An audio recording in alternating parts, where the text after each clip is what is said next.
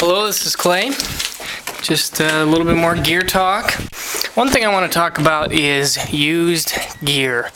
Now, I gotta be honest, I pretty much never consider buying something new unless I have a gift card. The reason being, for me, number one, I know it's going to take some tweaking to my liking before it's a piece of gear that I really am going to fall in love with anyways. So whether or not it's new or whether or not it's used, I mean, as long as there's no like structural damage or anything like that, I'm excited about it. You know, the whole like concept of something like aging slightly just is totally lost on me, because even a brand new guitar, if I was going to go to a Guitar Center and buy a brand new guitar, I mean, I'd have to come home and give it a setup and probably change the strings and, you know, probably mod it a little bit, new pickups, new electronics. I mean, that's just kind of how I am with guitars. I like to tinker, I like to mess with them. And so for me, it really doesn't make a lot of sense to, you know, try and buy something that's brand spanking new just because it's new. Number two is price. I mean, something that is used, even if it's like less than a year old, I mean, the depreciation is just massive. And this is true whether you're talking about cars or houses or guitars or anything really. So, I mean, that's huge for me for where I'm at right now. I don't have a lot of disposable income. And so sometimes I can get, if I go used and get a great price, you know, I can get something, you know, that's a couple of different things, whereas if I got something new, I'd only be able to get one. The other thing is, I really like to try before you buy.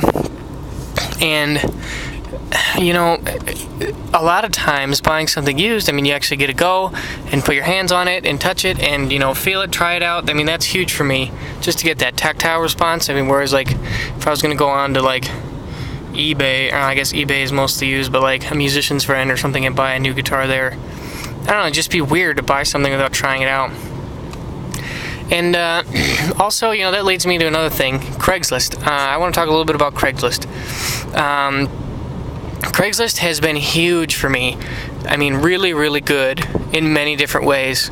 I mean, first of all, I've been able to get some really, really good deals. I mean, not like, you know, a 1974 Fender Champ for $200. I mean, that's insane, but like, I guess that it wouldn't be that ridiculous, but I mean, you know what I mean, those guys who like just get insane steals for cheap. But like, I mean, my Paul Reed Smith, my Cardi, I mean, that guitar is like probably about $2,500 new.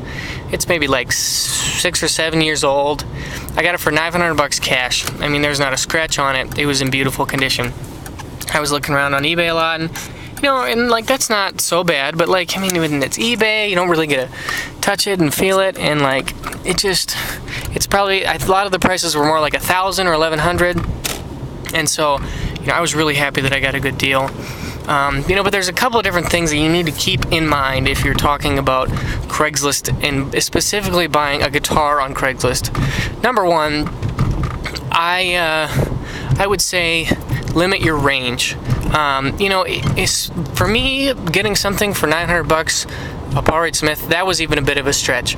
I probably would, I mean, most likely look at something under $500. Craigslist is an optimal place for that. I mean, you know, with scammers and everything like that, I just would not feel comfortable paying that much money. Now, I mean, something like a Fender made in Mexico, I mean, like, it's a production level guitar.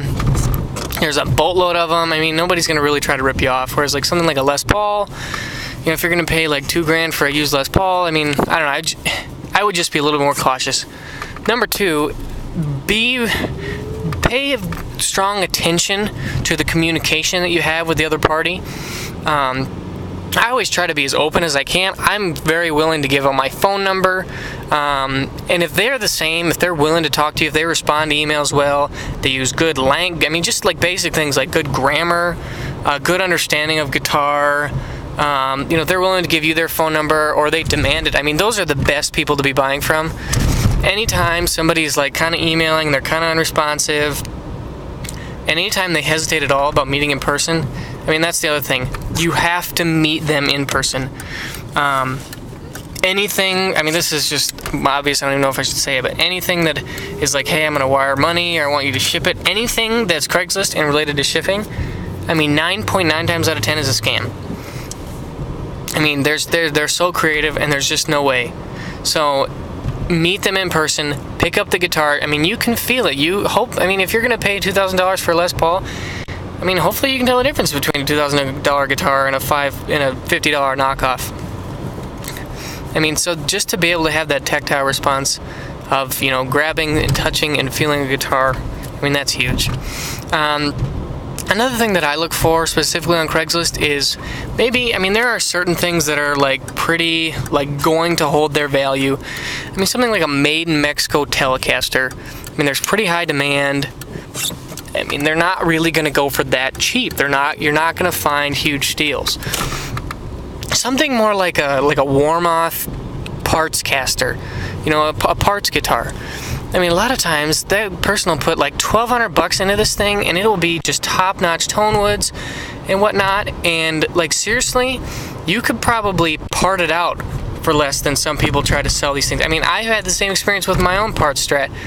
I mean, this thing, like, from what it's valued to me, I would say that it is as valued to me as an American strat and then some. I mean, this thing, I love it, and I wouldn't want to sell it or trade it unless I was getting something equal to or better than an American Stratocaster. So that's like in like the $700 used range.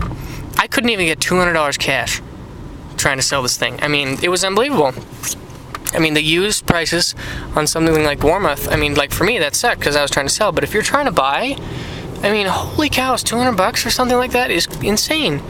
And a lot of times, if, you know, it doesn't work out and there's something messed up, you'd probably be better off, you know, parting it out.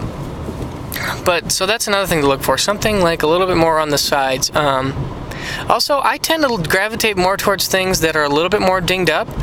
And you can sometimes leverage that, like saying, oh, hey, you know, you got a couple scuffs, that's kind of in rough shape, you know, try to see if you can knock the price down a little bit, negotiate. And, you know, in just my personal taste, I mean, like a little scuff or some dents, I mean, that's great. I actually like that stuff. I mean, it's already on its way to relicking. And they're relicking naturally. So, you know, that's another thing that I would take a look for. And another thing, too, there seem to be kind of like fads, and they're like little times when things are more valuable or less valuable. So just try to play the fads.